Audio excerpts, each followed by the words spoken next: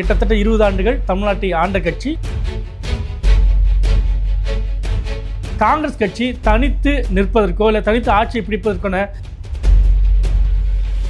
1967 ஏன் அவங்க ஆட்சியை பறி கொடுத்தாங்க? திமுக கூட்டணியில் அவங்களுடைய குரல் என்னவா இருக்கு? ஒருவேளை அதிமுகவும் அமமுகவும் ஒரே கூட்டணி இடம்பெற்றிருந்தா நாம் ஏன் தாவேகா பக்கம் கூட்டணி வைக்கக்கூடாது? 41 இடங்கள் 30 இடங்கள் 35 இடங்கள்ட்டு காங்கிரஸ் கட்சிக்கு வாரி வழங்க திமுக தலைமை முடிவு செய்யுமானா? ஒற்றுமையாக இருக்கிறாங்க, ஒரே தேர்தலில் போட்டிட்டு தான் வராங்க எல்லா தேர்தலையும். ஆனால் இதனை ஏற்றுக்கொண்டால் செல்வ பெருந்தகை தமிழ்நாடு காங்கிரஸ் கமிட்டியின் தலைவராக இருப்பார்.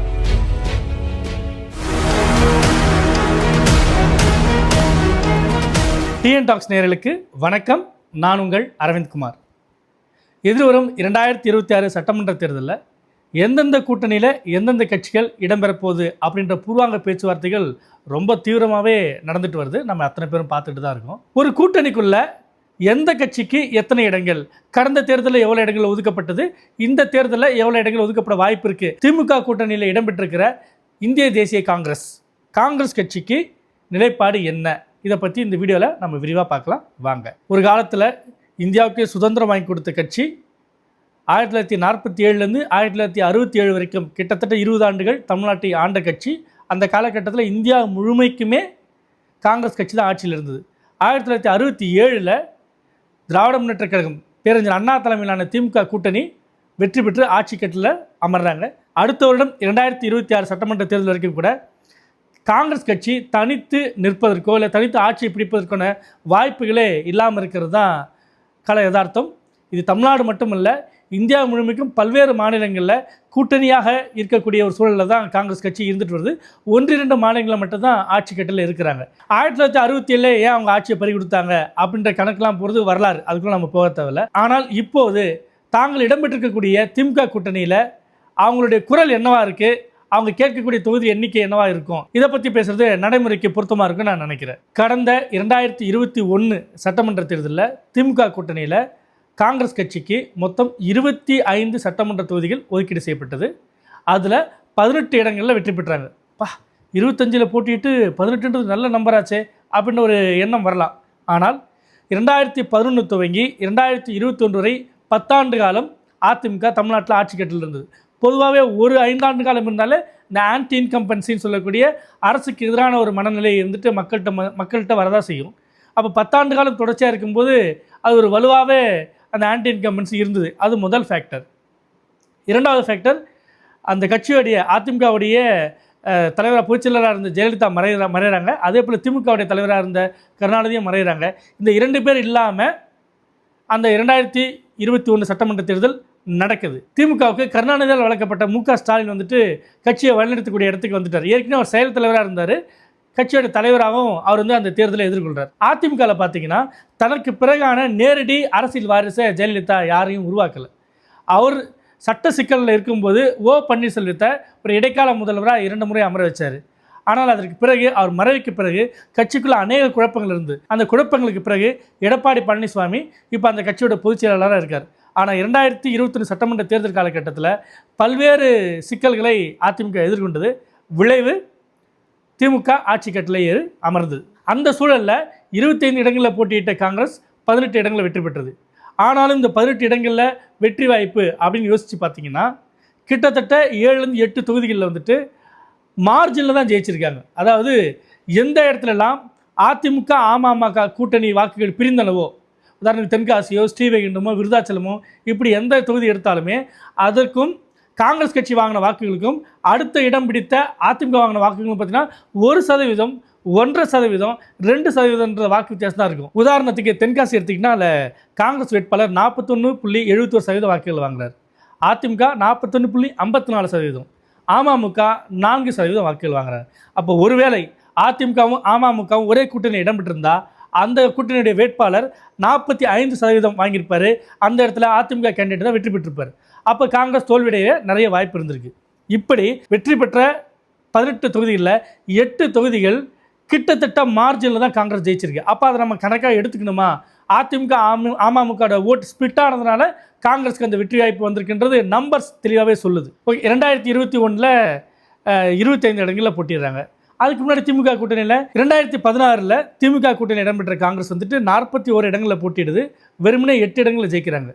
அதற்கு முன்னாடி தேர்தலில் போனீங்கன்னா 2011 63 இடங்களில் போட்டிடுறாங்க, வெறுமனே 5 இடங்களில் தான் வெற்றி பெறுறாங்க. யோசிச்சு பாருங்கள், 2011 63 இடங்கள், 2016 41 இடங்கள், 2021 25 இடங்கள்.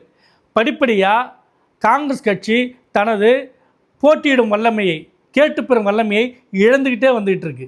அந்த 25லையும் இப்போது கள யதார்த்தத்தின்படி பார்த்தா 8 இடங்களில் காங்கிரஸ் ஜெயிக்கவே இல்லைன்னு தான் நம்ம எடுத்துக்கணும். அப்படின்னா காங்கிரஸ் வெற்றி பெற்ற தொகுதிகள் ஒரு எண்ணிக்கை அடிப்படையில் பார்த்தீங்கன்னா 10 அப்படின்ற எண்ணிக்கையில் தான் வந்து நிற்குது. இப்போ 2026 திமுக கூட்டணி வீழ்த்துவதற்கு அதிமுக, பாஜக, பாமக, தேமுதிக, அமமுக இப்படி சில கட்சிகள் அணிவகுக்கும் போது அப்போது 2026 அதிமுகவுடைய வாக்கு வங்கி ஸ்பிளிட் ஆகிறதுக்கு வாய்ப்பே இல்லை. யோசிச்சு பாருங்கள், ஒரு தொகுதியில் அதிமுக வேட்பாளர் போட்டிடுறாங்கன்னா அந்த இடத்துல எதிர்த்து அமமுக வேட்பாளர் போட்டியிட போகிறதில்ல, அவங்க நேரடியாக அதிமுக வேட்பாளருக்கு தான் களமாட போகிறாங்க. அதே போல் ஓபிஎஸ் அணியினரையும் பாஜக தங்கள் கூட சேர்த்துக்கும் போது அவங்களுடைய ஆதரவாளருடைய வாக்குகளும் பிரிய போகிறதில்ல. இப்படி எந்த விதத்திலையும் ஒருங்கிணைந்த அதிமுகவோட வாக்குகள் சிந்தாமல் சிதறாமல் இரட்டைக்கு வரும்போது அந்த இடத்துல காங்கிரஸ் கட்சியோட வேட்பாளர் நிறுத்தப்படும் போது யாருக்கு வெற்றி வாய்ப்பு அப்படின்ற கேள்வி பிரதானமாக எழுது. அப்படி பார்த்தீங்கன்னா 2026 காங்கிரஸ் கட்சிக்கு திமுக கூட்டணியில் எத்தனை இடங்கள் கிடைக்க வாய்ப்பு இருக்குது? இப்போ சமீபத்தில் பார்த்தீங்கன்னா தமிழ்நாடு காங்கிரஸ் மேலிட பொறுப்பாளர், காங்கிரஸ் கட்சியோட மேலிட பொறுப்பாளர் கிரீஷ் ஷோடங்கர் வராரு. அவர் ஒரு 4 நாள் ஆலோசனை கூட நடத்துகிறாரு. அதில் தமிழ்நாடு காங்கிரஸ் கமிட்டி தலைவர் செல்வ பெருந்தகை, பீட்டர் அல்போன்ஸு இப்படி முக்கிய தலைவர்கள் எல்லாருமே கலந்துக்கிறாங்க. அதில் வந்து என்ன சொல்கிறாங்கன்னா, நாம் மீண்டும் 41 இடங்களை கேட்டு வாங்கணும் திமுக கூட்டணியில். அதே போல் தமிழக வெற்றி கழகம் நடிகர் விஜய் ஆரம்பித்த தமிழக வெற்றி கழகத்தில் ஆட்சியிலும் பங்கு அதிகாரத்திலும் பங்கு அப்படின்ற ஒரு முழக்கத்தை அவர் அறிவிக்கிறார். அப்போ அவங்களுக்கு காங்கிரஸ் கட்சி ஒரு வாய்ப்பு இருக்குது. நாம் ஏன் தாவேகா பக்கம் கூட்டணி வைக்கக்கூடாது?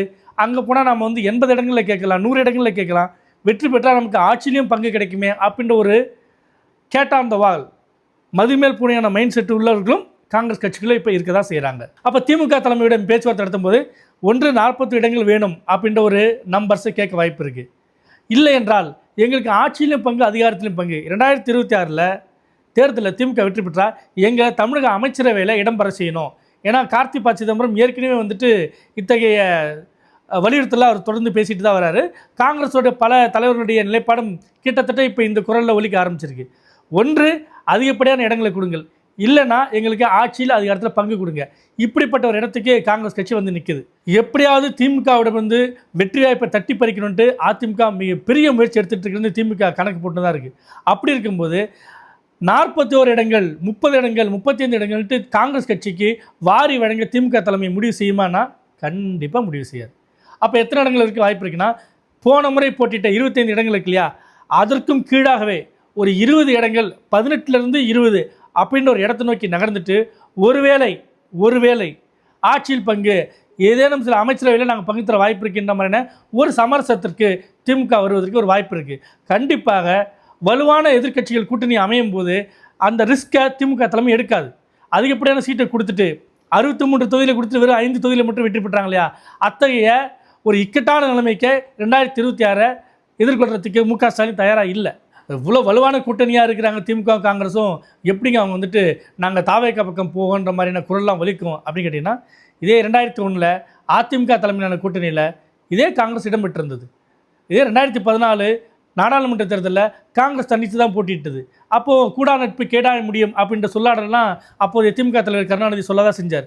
ஸோ இந்த கூட்டணி கடந்த 15 ஆண்டுகளாக ஒற்றுமையாக இருக்கிறாங்க, ஒரே தேர்தலில் போட்டிட்டு தான் வராங்க எல்லா தேர்தலையும். ஆனால் அதற்கு முன்னாடி இவங்க தனித்தும் போட்டிட்டு இருக்காங்க. ஏன் 2020 ஊரக உள்ளாட்சி தேர்தல் நடக்கும்போது அப்போ கூட காங்கிரஸ் சரியான ஒதுக்கீடு செய்யலை அப்படின்னு ஒரு குற்றச்சாட்டு எழுப்பும்போது காங்கிரஸுக்கு வாக்கு வங்கியே இல்லைன்ட்டு துரைமுருகன் குற்றம் சாட்டினார். அப்போ சோனியா காந்தி வரைக்கும் இந்த விஷயம் போதானே செஞ்சுது. அப்படின்றப்போ இந்த கருத்து முரண்கள் கண்டிப்பாக காங்கிரஸ் கோஷ்டிக்குள்ளேயும் இருக்குது, காங்கிரஸ் திமுகவுடைய கூட்டணிக்குள்ளேயும் இந்த சீட்டு தொடர்பான அந்த கோஷ்டி பூசல்கள், சீட்டு தொடர்பான அந்த வாக்குவாதங்கள் இப்போவே ஆரம்பிக்க தான் செஞ்சுருக்கு. அப்படின்னா திமுக கூட்டணியில் எவ்வளோ இடங்கள் கிடைக்க ஒரு வாய்ப்பு இருக்குது? இந்த முறை 180 இடங்களிலாவது போட்டி போடணும் அப்படின்ற ஒரு கணக்குக்கு திமுக தலைமை வருது. ஆனால் இன்னும் சில கூட்டணிகள் இன்னும் சில கட்சிகள் கூட்டணிகள் வந்தால் அவங்களுக்கும் பிரித்து கொடுக்கணுன்றதும் அதன் மூலமாக தங்களுடைய எண்ணிக்கையை குறைச்சிக்கிறதுக்கு திமுக ஒரு யோசனையில் இருக்குது. ஆனால் எதிர்க்கட்சிகள் வலுவான கூட்டணி அமைத்து விட்டால் அவங்களுடைய வாக்குகள் சிதறாது அப்படின்னு ஒரு கணக்கு வந்ததுன்னா கண்டிப்பாக அதிகப்படியான இடங்களில் திமுக களமிறங்க வாய்ப்பு இருக்குது. குறிப்பாக காங்கிரஸ் கட்சிக்கு 18லேருந்து 20 இடங்கள் மட்டும்தான் திமுகவால் கொடுக்க முடியுன்றது தான் அரசியல் கணக்கு. அதற்கு அதிருப்தி தெரிவித்தாங்கன்னா காங்கிரஸை சமாதானப்படுத்துறதுக்கு பல்வேறு வழிகள் திமுக தலைமையிட்டு இருக்குது. ஏன்னா 2009 காலகட்டத்தில் பார்த்தீங்கன்னா சோனியா காந்திக்கு பிரதமர் பதவிக்கான வாய்ப்பு வரும்போது அவரை பிரதமர் வேட்பாளராக முதல்ல முன்மொழிஞ்சது திமுக தான். அதே போல் ராகுல் காந்தியும் இந்தியா கூட்டணியில் பிரதமர் வேட்பாளராக அறிவித்தது திமுக தலைமை தான். இந்த முறை டெல்லிக்கு போயிட்டு வந்தார் நித்தி ஆயோக் கூட்டத்தில் கலந்துக்கிறதுக்கு முக ஸ்டாலின். அப்போ சோனியா காந்தியும் ராகுல் காந்தியும் தனிப்பட்ட முறையில் எங்கள் குடும்பத்தை சேர்ந்தவர்கள்ன்ற அடிப்படையில் போய் பார்த்து பேசிட்டு வந்தார். ஸோ திமுக வந்துட்டு காங்கிரஸ் மேலிட தலைமையை டெல்லி தலைமையை எப்படி ஹேண்டில் பண்ணணுன்றது ரொம்ப நல்லா கைவந்த கலை. அதே போல் இங்கே இருக்கிற கோஷ்டி பூசலை தமிழ்நாடு சத்தியமூர்த்தி பவனில் இருக்கக்கூடிய கோஷ்டி பூசலை திமுக காங்கிரஸ் தலைமையை பார்த்துக்கும் அப்படின்னு ஒதுங்கி தான் நிற்பாங்க. கண்டிப்பாக இந்த முறை எதிர்க்கட்சிகள் வலுவாக கூட்டணி அமைத்தால் திமுக அதிக இடங்களில் களமாடும். அதனால் காங்கிரஸ் கட்சிக்கு கண்டிப்பாக 18லேருந்து 20 இடங்கள் தான் கிடைக்க வாய்ப்பு இருக்குது. ஏன்னா கலை யதார்த்தம் என்ன சொல்லுதுன்னா 2021 சட்டமன்ற தேர்தலில் 18 இடங்களில் வெற்றி பெற்றிருந்தாலும் காங்கிரஸ் அதில் 8 தொகுதிகளில் அதிமுக வாக்குகள் பிரிந்தனால மட்டும்தான் அவங்க வெற்றி பெற்றிருக்கிறாங்க. அந்த கள உண்மையை புரிந்து கொண்ட திமுக தலைமை 18லேருந்து 20 இடங்கள் தான் திமுக காங்கிரஸுக்கு தரும். இதனை ஏற்றுக்கொண்டால் செல்வ பெருந்தகை தமிழ்நாடு காங்கிரஸ் கமிட்டியின் தலைவராக இருப்பார். இல்லைன்னா கே.எஸ். அழகிரி மாற்றப்பட்டது போல செல்வ பெருந்தகையும் மாற்றப்படுவதற்கு வாய்ப்புகள் இருக்குது. இது போன்ற நுணுக்கமான அரசியல் பார்வை கொண்ட வீடியோக்களை நமது டிஎன் டாக்ஸ் யூடியூப் சேனலில் தொடர்ந்து பாருங்கள். நன்றி, வணக்கம்.